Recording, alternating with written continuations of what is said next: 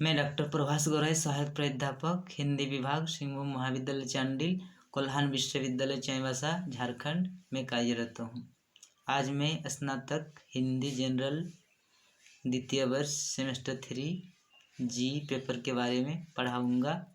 इस पेपर में प्रतीक का महत्व के बारे में आज पढ़ेंगे। तो सबसे पहले जानना है प्रतीक क्या है, प्रतीक किसे कहते हैं। तो प्रतीक क्या है, एक सिंबल है, यानी एक पहचान, एक निशान है।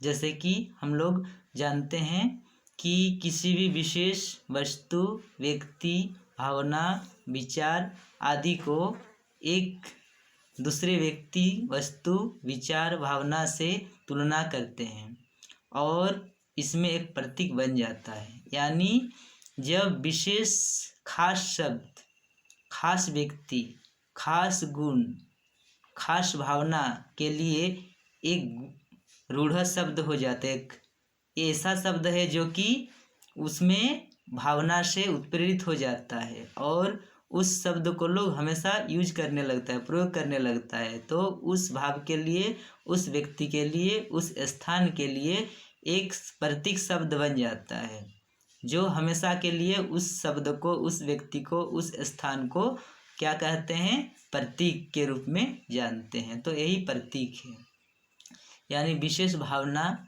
विशेष विचार के लिए एक निश्चित शब्द, एक ऐसा शब्द बनाया जाता है जिससे लोग उस शब्द को हमेशा के लिए उस व्यक्ति से, उस वस्तु से, उस स्थान से हमेशा के लिए प्रयोग करता रहा है, तो उसे ही प्रतीक कहा जाता है। जैसे कि कबीरदास ने कहा है कि काहेरी कमलिनी, काहेरी नलिनी तू कुम्हिलानी।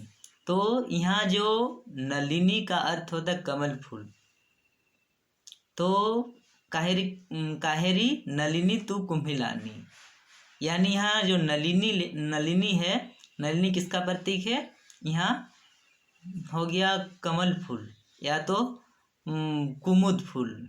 तो यहाँ क्या है, यहाँ आत्मा का प्रतीक है, यानी जीवात्मा का प्रतीक है यहाँ कुमुदिनी, नलिनी।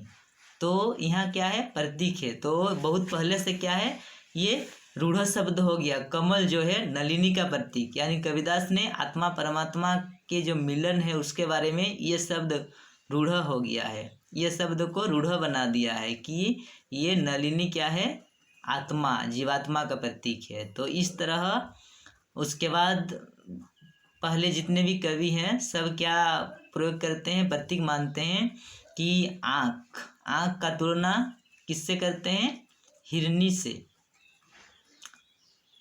और नाक जो है इसका तुलना किससे किया जाता है, नाक का तोता से। आप लोग जानते हैं झांसी में जितने भी शरीर के अंग है नायिका के, सभी क्या किया है, सबको प्रतीक रूप में देखा गया है।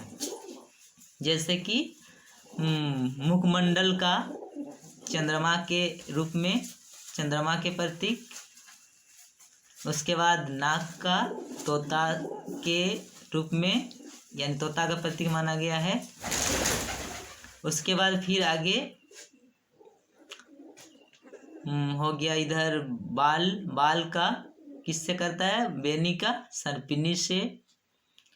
आवाज़ का किससे तुलना करता है, प्रतीक मानता है, आवाज़ को कोयल से। इस तरह सभी वस्तुओं, सभी भावनाओं, सभी विचारों को विशेष खास व्यक्ति, वस्तु के रूप में प्रयोग किया है, उसे कुछ प्रतीक रूप में देखा जाता है। जैसे कि विभीषण, जैसे घर भेदी लंका डाहे, यहाँ जो है विभीषण को क्या माना है कि घर को नाश करने वाला दुश्मन, यानी कोई घर में कुछ बोलचाल होता है, कुछ भी झगड़ा होता है, तो घर का कोई बाहर के लोगों की तरफ हो जाता है, तो क्या उसको हम लोग क्या बोलते हैं, घर भेदी लंका डाहे। यानी विभीषण को यहाँ क्या कहा गया है, घर को भेदने वाला, यानी यहाँ कुमंत्रणा देने वाला। जिस तरह रावण का विनाश हुआ उसमें विभीषण का हाथ रहा है, तो ऐसे ही यहाँ विभीषण का प्रतीक है। तो ऐसे ही अलग अलग प्रतीक रूप में देखा गया है। तो प्रतीक क्या है?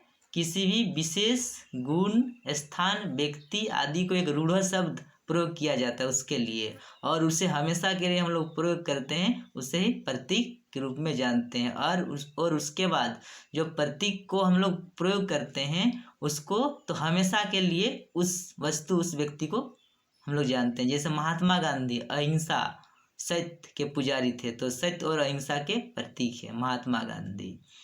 तो वैसे ही जो लोग हैं या जो व्यक्ति है, वस्तु है, उसको हम लोग जानते हैं प्रतीक रूप में। तो काव्य में प्रतीक का प्रयोग करने से किसी भी वस्तु, व्यक्ति, भावना को आसानी से समझ में आ जाता है। तो इस तरह इसमें प्रतीक के बारे में बताया गया है। धन्यवाद।